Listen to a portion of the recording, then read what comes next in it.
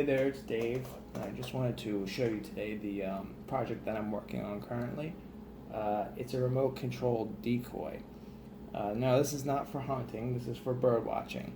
So what I'm going to have is a camera in the head of this decoy, and it's going to have a wireless transmitter transmit back to a base station. It's also going to have some sensors in it to give us some atmospheric data like pressure, temperature, humidity, that kind of stuff, and it's going to overlay that information on the display that we receive back from it remotely. So this is the second version of this project. The first version, as you saw earlier, did not work as planned, but we're making improvements.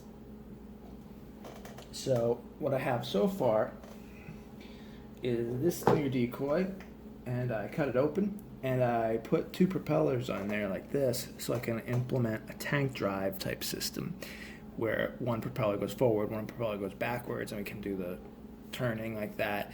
It should actually be able to rotate completely like this in one spot if all goes to plan, or make very tight turns.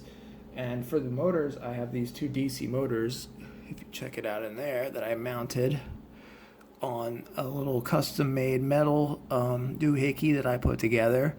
And to connect it, I just drilled some holes through the bottom of the decoy and bolted it on to waterproof it. I put some epoxy over it, just like I did in the back where the propeller shafts come through the bottom. This worked pretty well on the last one, so I think it should work pretty well here too.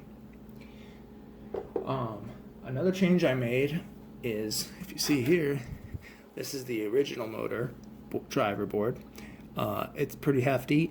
It's actually a really good board, but it's a little too big for the design. It did work, but it was taking up a lot of room inside, so I decided to try to find another one that can also do tank drive, an all-in-one kind of solution, and I found this guy,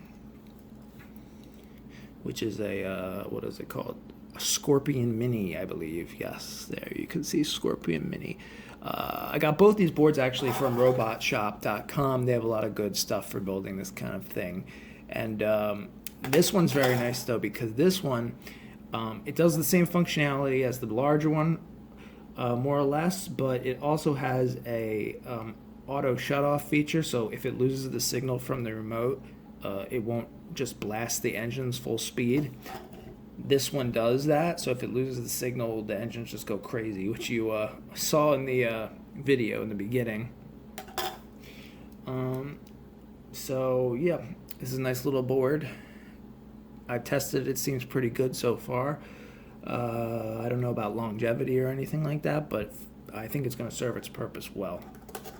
So the next steps I'm looking into is going to be finding a watertight box I can mount on the inside of the duck, probably in here, because I found from the last design that water, even if it is sealed up nice and tightly, can still seep in. And then also, as you saw, if it flips over completely and they have some catastrophic failure, I don't want to have water just pouring into the electronics and shorting everything out. I was lucky that a lot of my parts were savable from the last one, but I don't really want to take that chance again.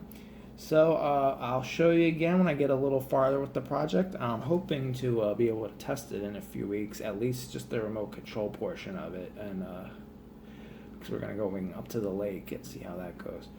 Alright, I'll see you guys later, and thanks for watching. If you're interested, please subscribe and like this video. Thanks.